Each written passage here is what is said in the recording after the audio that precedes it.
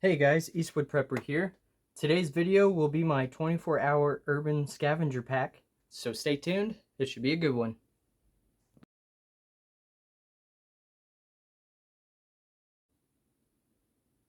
Alright guys, welcome back to the channel. Thank you for coming back, and if you aren't a subscriber, please go ahead and subscribe and hit that like button. I would really appreciate it. So, moving on to the pack, I've got everything packed up inside that I feel like I would need in a scavenger event. So let's say if I need this pack for uh, scavenging for supplies, like if there's an economic collapse, or if SHTF happens, and I need this pack. I designed this pack to help sustain myself to where I can go out into civilization and scavenge for supplies or food or whatever stuff that I might need. So everything's all packed up so far. So let's let me get everything laid out so you guys can see all the contents on the inside, and then we'll go over each item and I'll explain further.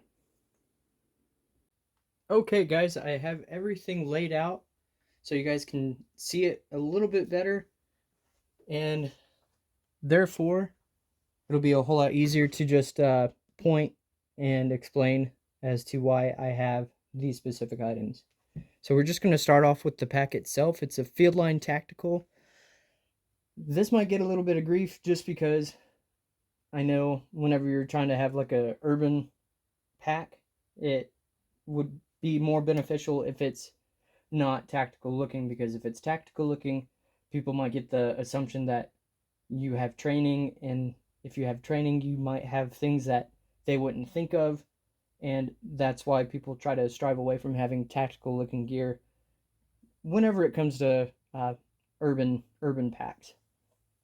The only reason I chose this pack was because the other pack was a hunting camo, and the other one was some generic brand, and it looked kind of rinky dinky. So yes, this one is more tactical looking, but I mean, I would rather go with quality over price. So uh so the pack itself, it has one, two, three, four, four individual pockets, and then on the inside it has a little place for like admin stuff up here. This is where I do, or where I keep like my fire starting and essential life-saving gear. And here, this is where I carry the EDC pistol and the extra magazine, as well as a couple more other small items that I might need, like a flashlight or stuff like that. This little pocket right here, this mesh pocket, this is where I keep the field dress MRE. This is a water bladder, so it came with one, so I didn't have to buy that separately. So that was kind of nice. I think it holds up to I'm not sure. I think like half a gallon or a gallon. I haven't even looked, but I literally just bought this pack yesterday, and I haven't even tested it out, so I'm really excited to. But the pack itself, it's very comfortable. Whenever I put all this stuff inside this pack and I put this pack on, it weighed maybe about, I think it was around 10 to 12 pounds. And with the water weight, I'd probably say another 5. So probably a little under 20 pounds. So I feel like that is a good weight to have for a urban backpack. So we're just going to start off from left to right. Usually that's how I do it. And I always seem to forget talking about the tarp. So I'm just going to go ahead and start off with the tarp. I modified this tarp. It's originally a 8x6, but I cut the eyelets out and I trimmed it down 2 feet, so it's a 6x6. I'm only 5'8", so there's really no need for me to have a much bigger tarp, and it'll cut down a little bit of weight and size. So this is a 6x6 tarp. And then this is my container that I can boil water in, or have some chow, put the chow in there, heat it up, because I got rid of the heater for the MRE. So either I'd be eating that stuff cold, or I could heat up some water and have some coffee, or I can just put that in there and cook it like that. I've got my water key,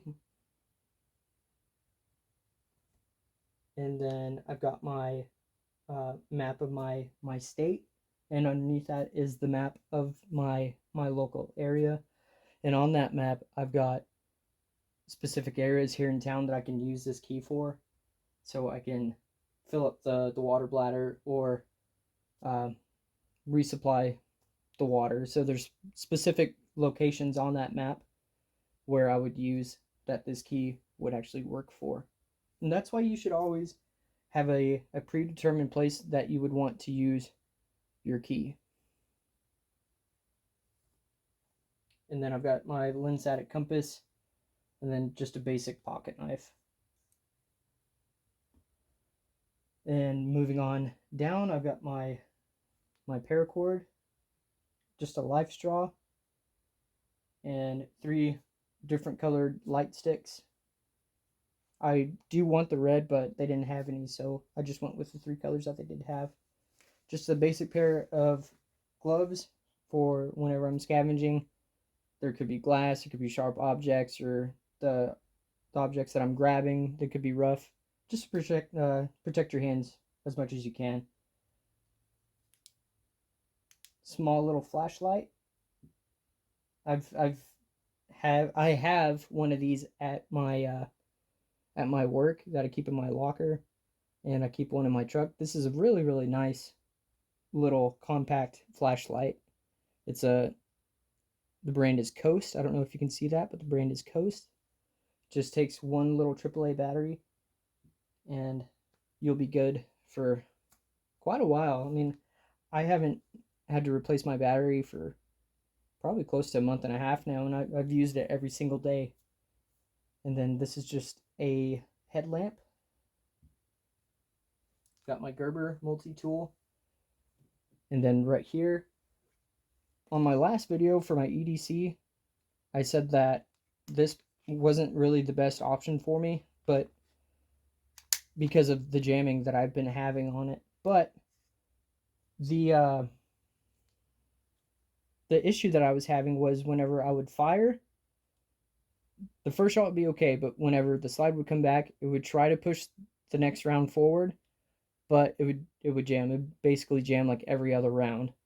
And so what I did was I took it all apart, I greased it, and I put the CLP on the inside parts as well, just to lube it up just a little bit more.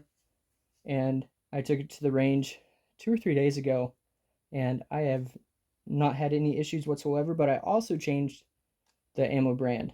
So instead of Fiocchi, I went with a different brand that I can't name off the top of my head right now, but instead of Fiocchi, because I wanted to mitigate the issues. But I put some Fiocchi rounds through it, and it worked just fine. So I think that's what this clip is the Fiocchi brand. But that's my EDC pistol that I'd be carrying with this scavenging pack. I only want to have an extra magazine. I don't want to go too crazy and have tons and tons of different ammo. Not different ammo, but different magazines full. And 2 extra boxes of 50 rounds, you know. Be kind of redundant, and you're cutting down on your weight.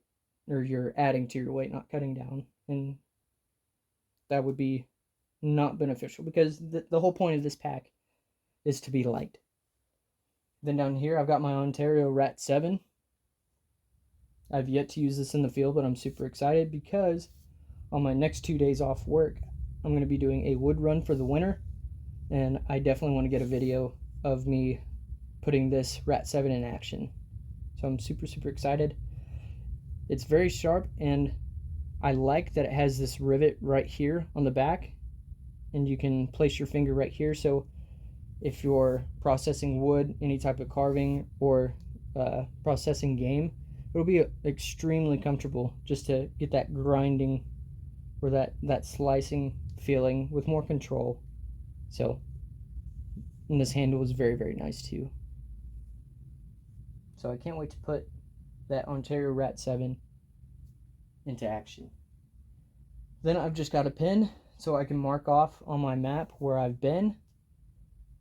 I've got a just a basic green bandana. I've got a carabiner, and then the spoon for the field dressed MRE over there. And then I've got a heavy duty trash bag. And the last four items is the Pine Mountain Wind and Waterproof Match. And it's a pack, but it comes guaranteed to stay lit for up to 25 seconds. And it comes with 25 matches. I picked this up at Walmart as well as this Zippo. So this is kind of a cool little thing on the inside. You store your little tinders right here. Ooh. Okay, well, so that thing that just fell on the ground, my apologies, it's basically like a lighter, and so it sits like that. You click it, and it sets the spark. And man, I just keep dropping everything today.